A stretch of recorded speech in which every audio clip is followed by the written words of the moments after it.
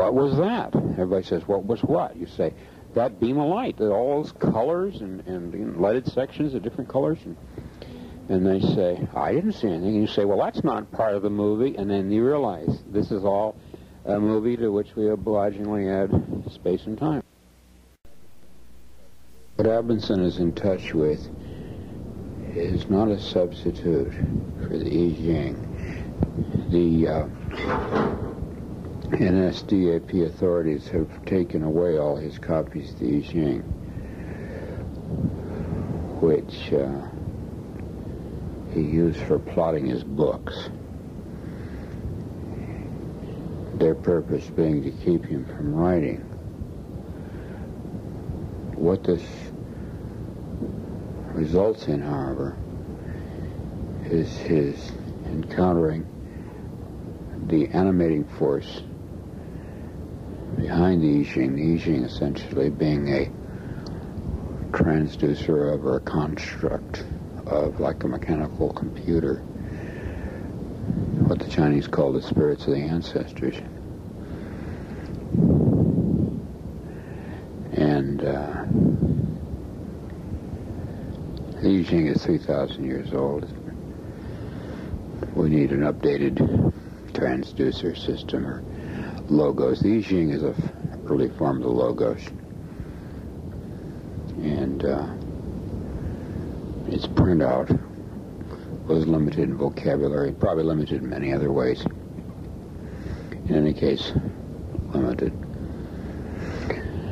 And being in touch with the spirits themselves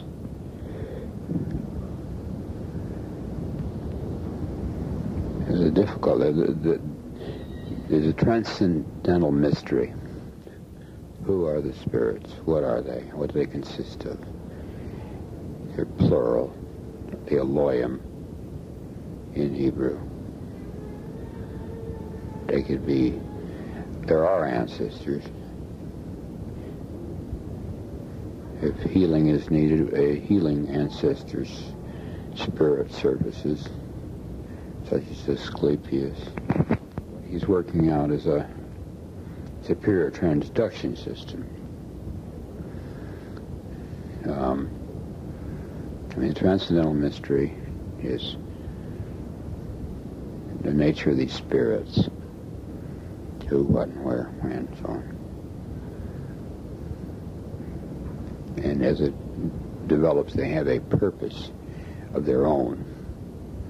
Like using the I Ching to answer, no matter what questions you ask, it begins to shape you along certain lines. Lines that which is really they want you shaped along. Likewise, no matter what transduction system is used, there is a shaping, an educating. It is a tutorial thing. It is a teaching instrument. And what it does to you is develop you along the lines best for you. However, it has a grand social purpose. One of the great plots in the novel Bella Systemae is the I Ching, more properly the spirits that animated it, are going to overthrow the Nazi tyranny, because they overthrow tyrannies. They are not only educating individuals and improving them, they are educating society and improving it. One way is a slow, gentle, persistent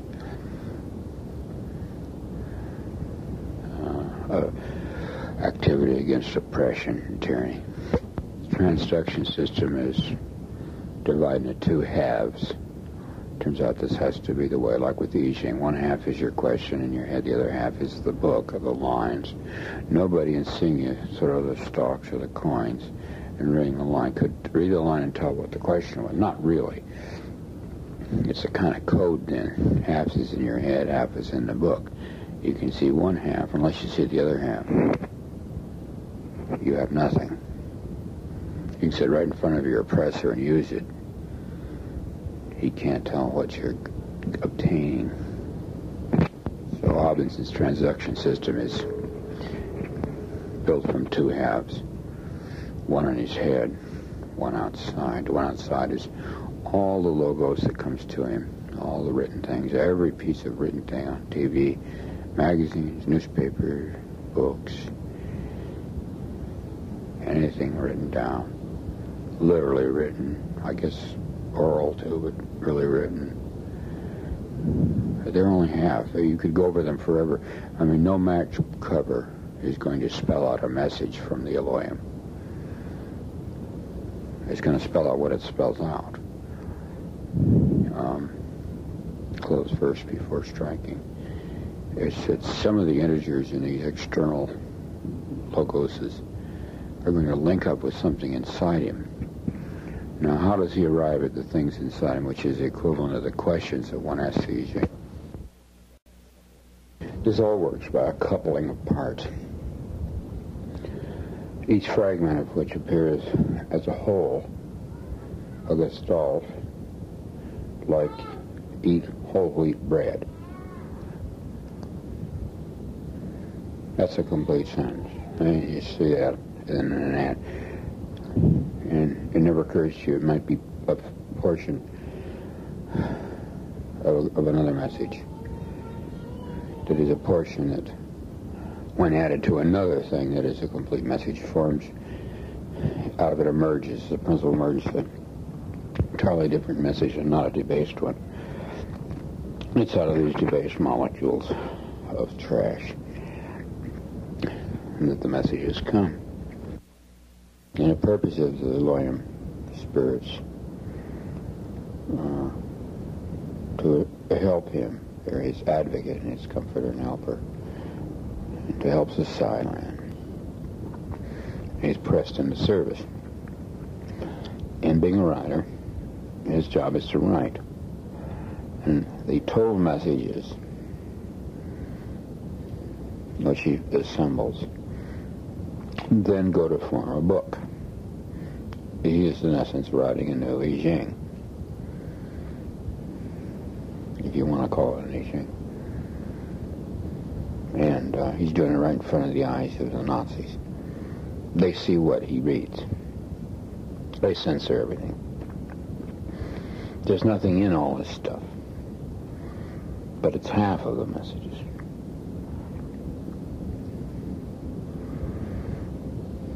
He should play some active role in the inner stuff, though.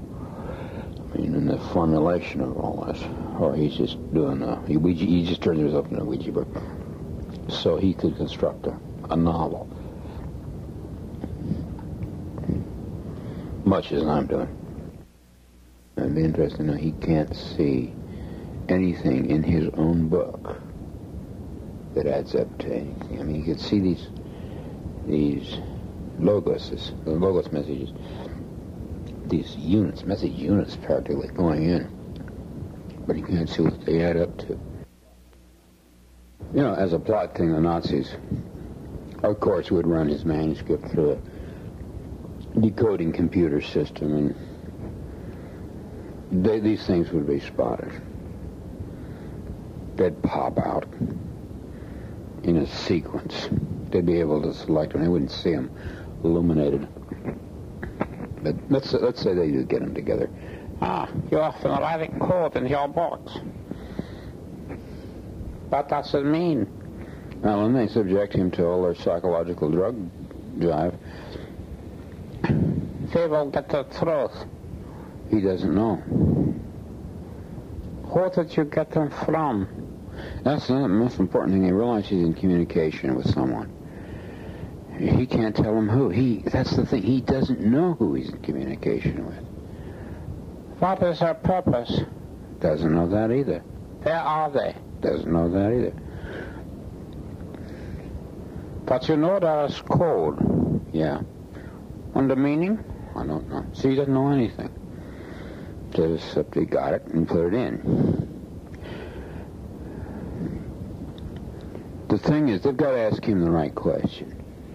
And the right question would be,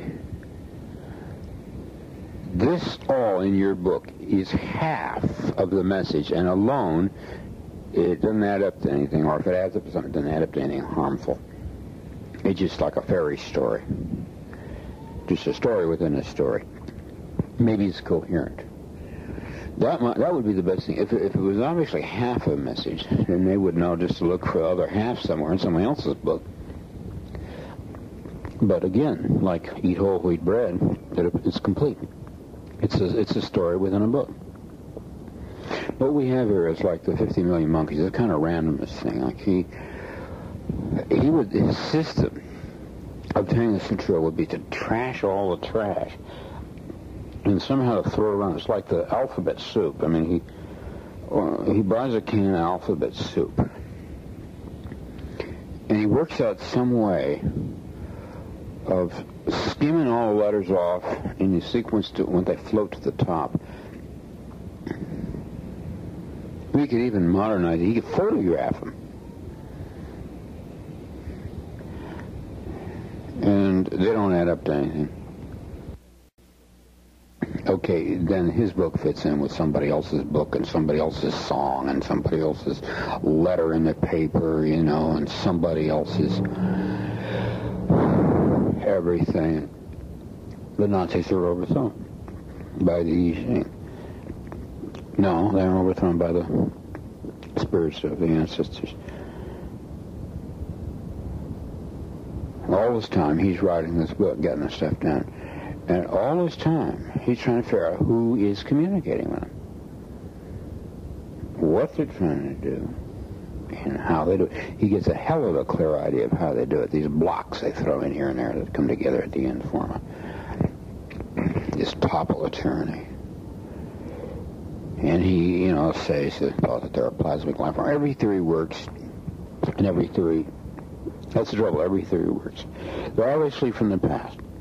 They have ancient knowledge. But maybe they're from outer space. Maybe it's a teaching machine rotating the earth. Maybe it's the Paracletos. Book of John, it all seems to be true. Sure, the trouble is that everything that's ever been said about it is true.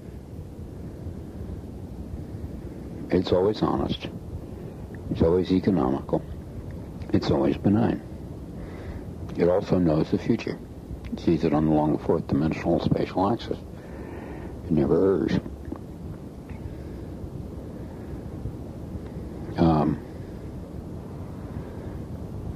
He keeps writing his goddamn book. He keeps putting stuff in. One of the unusual things about it is he applies 100 different theories as to what happened to him. That he had evolved another step or inhabited and possessed, by something like the spirit of Elijah. Or he's being talked to by people from beyond the grave, or it's God talking to him, or it's something else from another star system, or a secret cult on Earth. And everything seems to apply. All seems to be true. Everything you can, it really tantalizes him. And meanwhile, he's growing in every kind of way. Mentally, physically, and becoming a much finer person. And yet, as his understanding, intelligence, wisdom, patience, moral courage, values grow, his insight into how the universe works, the two players playing the game, he still doesn't know who's talking to him. He just says, well, it's God, which is nothing in terms of analysis except to state that it's an ultimate thing. God, that's one thing. God is never subsumed by anything. There's nothing above God. Therefore, if it's God, then it's the highest authority. It's all at the top.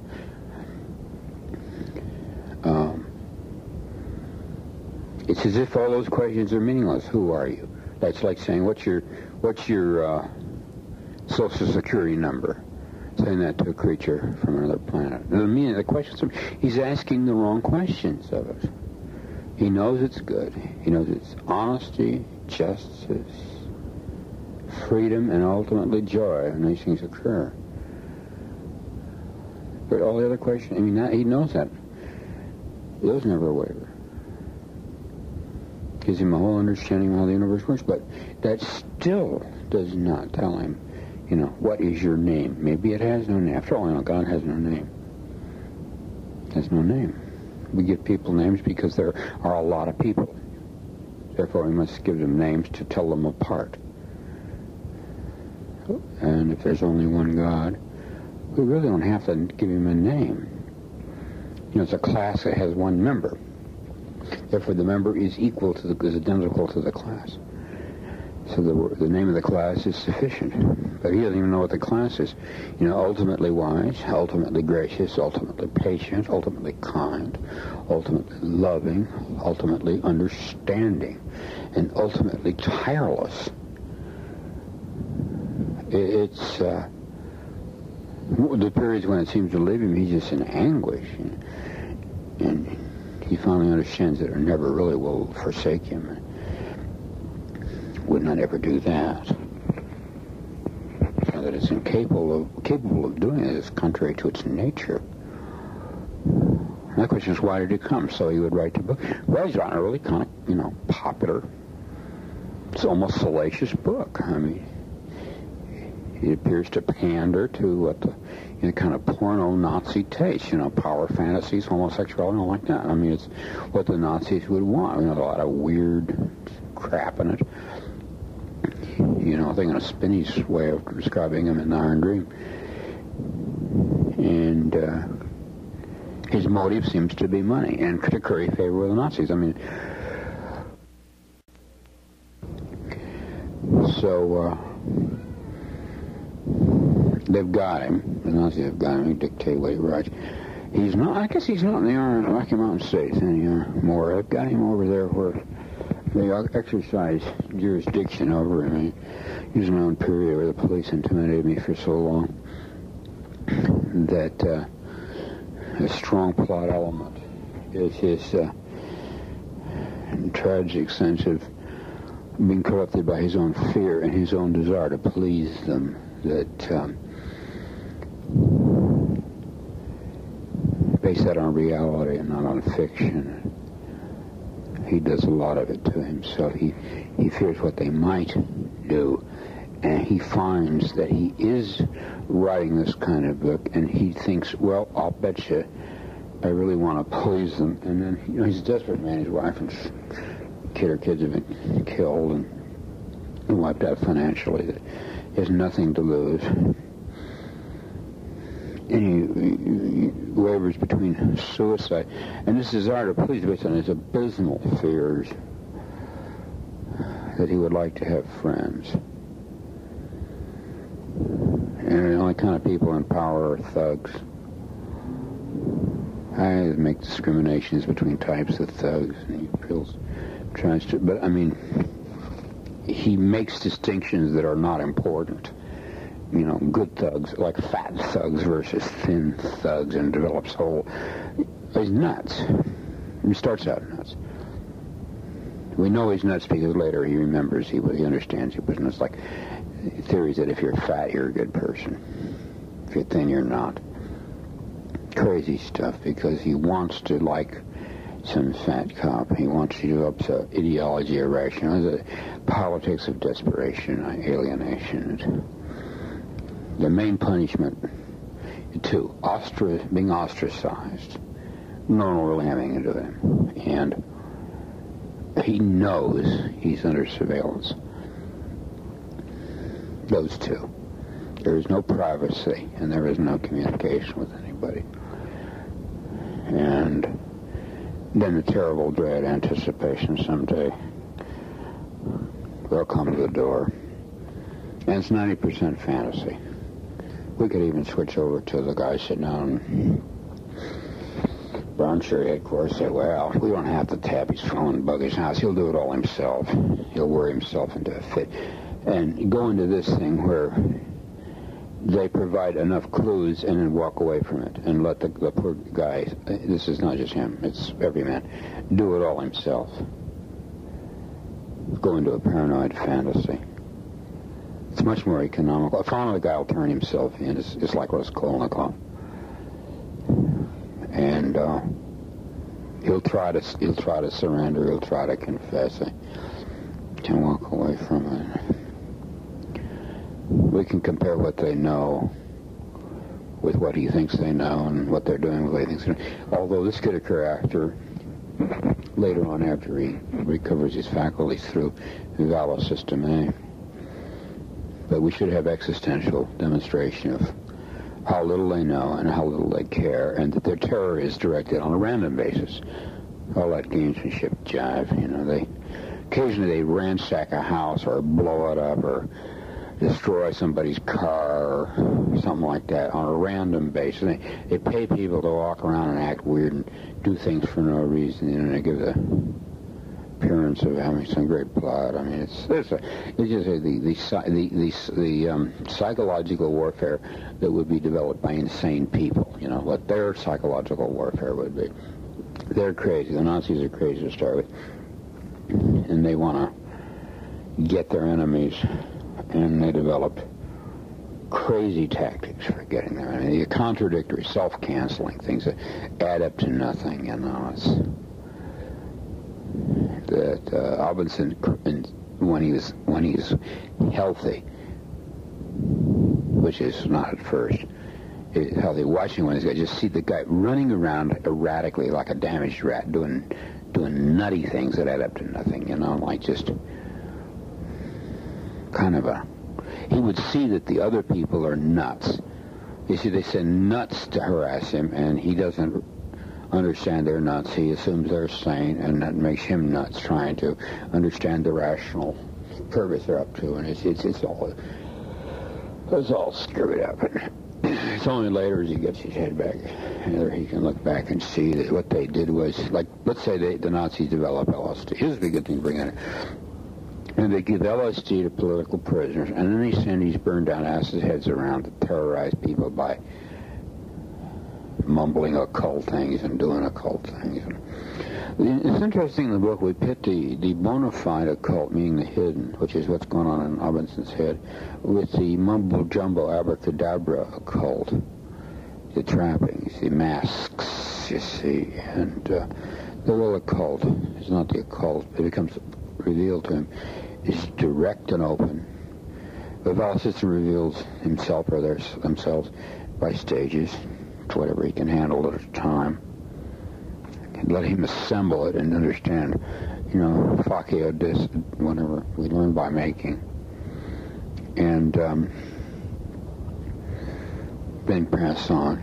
You don't press him, and contrast that to the bunch of freaks that I guess the Nazis would ration drugs, like you ration coffee and cigarettes and nylon stockings.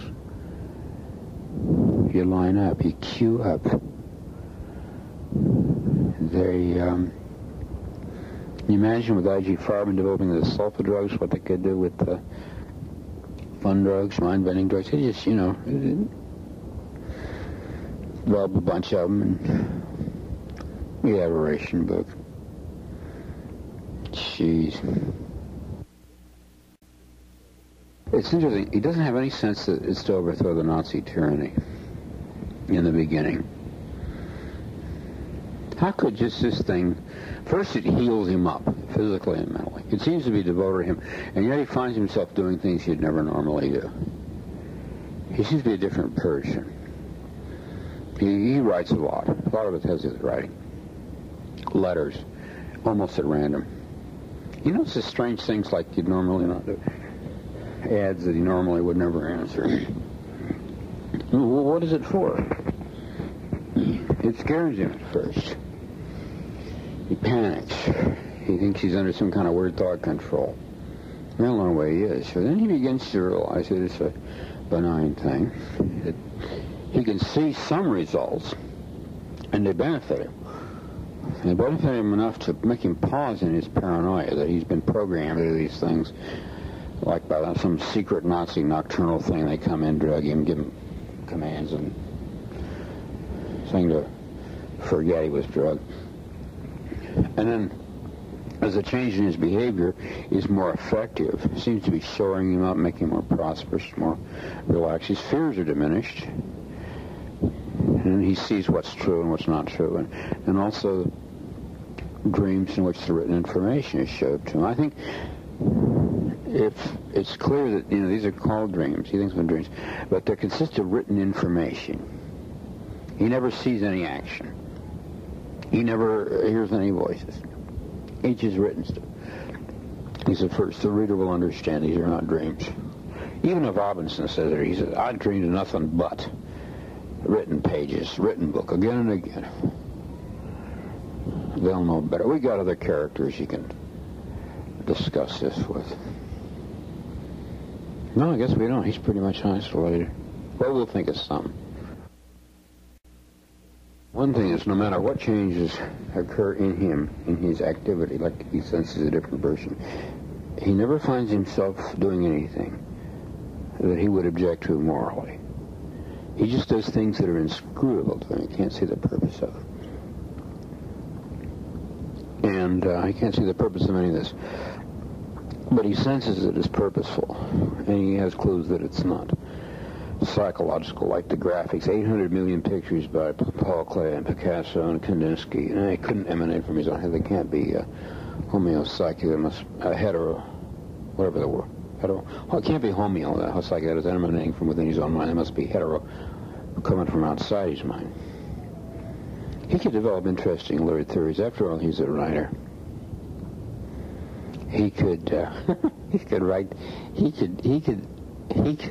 these different ideas up, even that it's like the orbiting slave teaching machine that he's somehow triggered off, and he tries to figure out how he triggered it off and when it goes by, and he'd try out all these different bizarre exotic theories. But there are, approximations evolving towards correctness. Except what is correctness? It's almost definable by negative. See, it is not that, or it is more than that.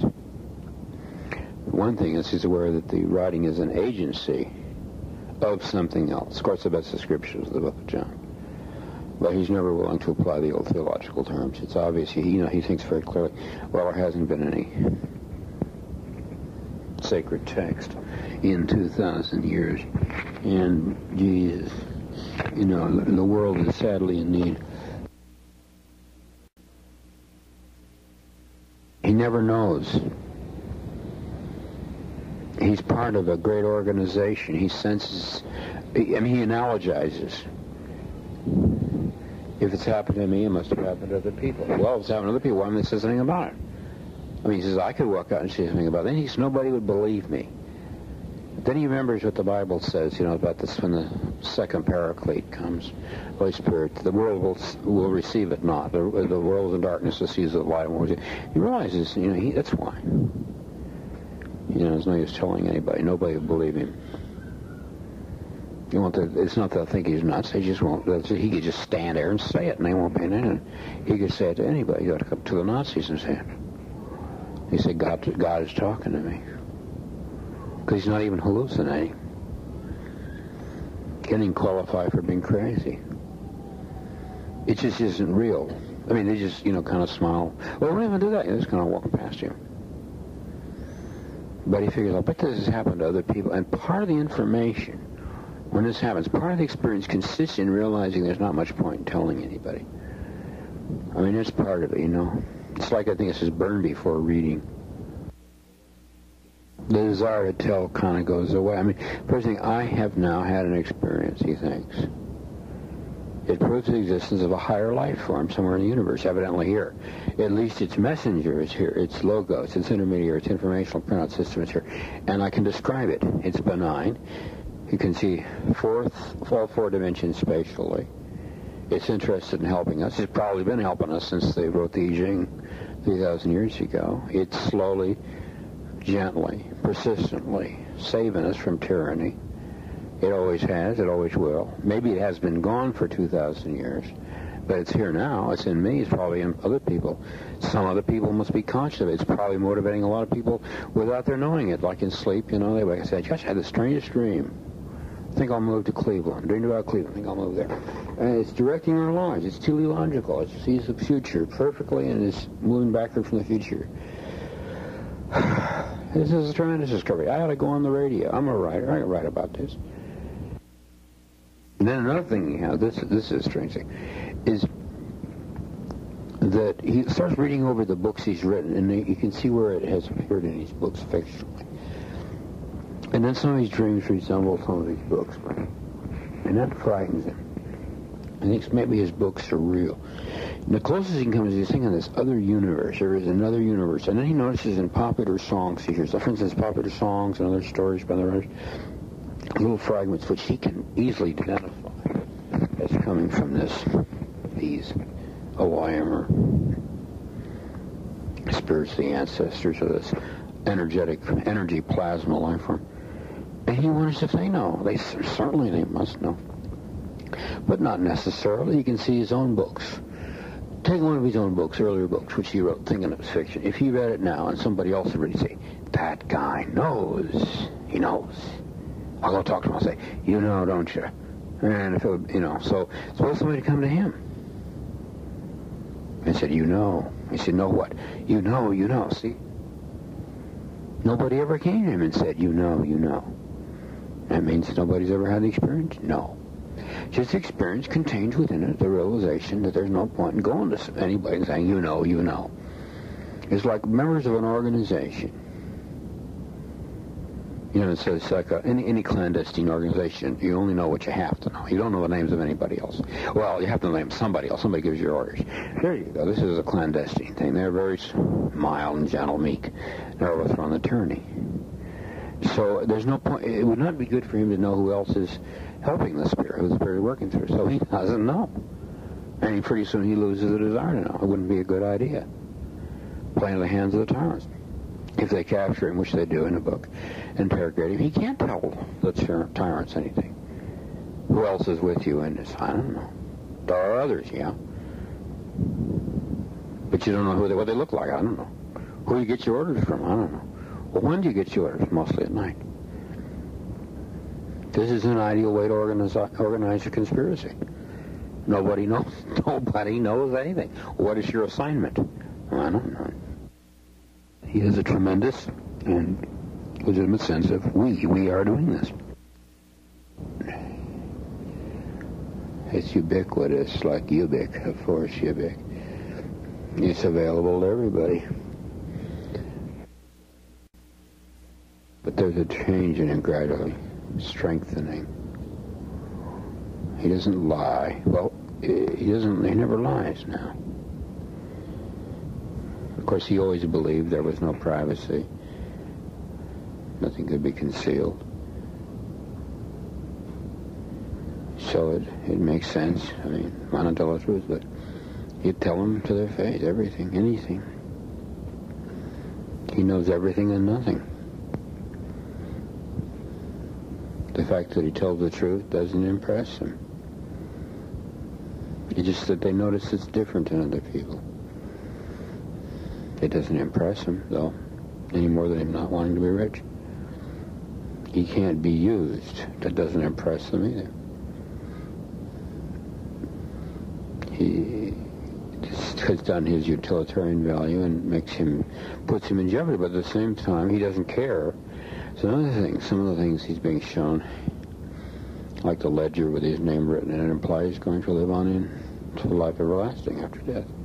He no longer sees death as the end. He doesn't see death like other people see death. It's like, he says, I'm afraid to die, but I'm also afraid to go to Cleveland. You see? I'm afraid to go anywhere new. His view is just different. His different view of time and his life. He doesn't necessarily believe in reincarnation, but he just, he's already seen glimpses of things lying ahead. Tantalizing trailers for a film that's coming. I mean, we don't know what's going to be on TV next month, but we know something's going to be on. Only in this case, he feels sort of excited about it. He also knows that no life is really cut off, truncated. Every life is complete. It's like every symphony is complete, really, however, whether it's a one record side or six, it's still a complete symphony. You always finish your work, and everybody helps the cause. Some do it voluntarily. Some know they're doing it. That's the joy, is knowing he's doing it. And knowing even if he gets hit on the head, that it's Not as bad. You can never quite figure it out. It doesn't hurt less. I mean, after the Pope died, the Pope Pius died of hiccups and suffered terribly. The suffering remains the same. But you look forward to something beyond. Like a woman in labor, in pain. It's something going to come out of it. He knows that. Something lies ahead. I mean, something lies past the suffering on the other side. It's as simple as that. It doesn't make suffering good. But something lies beyond it. He looks, his gaze is fastened on that. He's able to turn his gaze away from the suffering. He sees the Spirit using everything, fashioning amongst all the pieces around him and in the world the growing structure of the new. It's when a creature dies, it's moved from one place to another. It isn't a philosophical thing with him. He sees a piece suddenly lifted off the board. And he has the kind of psychic experiences. He sees the light in the room, anticipating death when his cat's dying. He knows it's going to die. He didn't even know it was sick until he saw the light all over the room and saw him and the cat and everything else on a single plane like ducks. Like, just sitting there. Something can reach down and get them. He remembers that poem, the Arabic poem about death. For him, no hill nor valley is, but all is a single plain ends for flowers. And he saw that, and then he in the altered states of consciousness, trance states, he sees the cat in the Elysian vacant lot with Mrs. Don Levy, and then later, next night, he dreams about Don Pasquale, the opera, and Don, he knows from Dominus meaning Lord, he knows that his cat's with God in that way. It's all communicating very simply. It's amazing this teaching is so simple. It's always the simplest way. It doesn't talk down to him, it educates him. He knows he cannot go wrong. If he makes a mistake, there's no such thing. There never was. It's utilized. It's like I'm playing cards. No matter what card I throw down, somebody will pick it up. Somebody can use it. Therefore, I can't throw down the wrong card. It's like dropping the wrong quarter on the street. Somebody will pick it up. For somebody, it's always the right quarter. And for that person, it's always the right person that picks it up. It gives him a kind of serenity that everything is transmuted, metamorphosed in some wonderful way. I mean, it's like found objects. You bring home a urinal and you plant flowers in it, and it's beautiful. The Spirit, takes everything and joins it with other garbagey, trashy things or something. He never can figure out, like he can't do it. It's like watching a creative artist at work, He once it's done, it's beautiful. He saw the crap lying around, and then all of a sudden the artist goes whisk, and it's into a beautiful thing. He can't see how to do it. I mean, he saw it done, but he could not do it. He watches the Spirit doing these things. I mean, he'll see something happen. He'll break his arm or something, so he can't type. Now, he knows the Spirit's going to do something with that. Well, that means he's in the hospital that day, and he meets somebody he would not have met. It's the only way he can meet that person. The only way they can come together, or the most economical way. The Spirit always works through natural law. It doesn't really pick people up and move them through the air mysteriously. Shazam.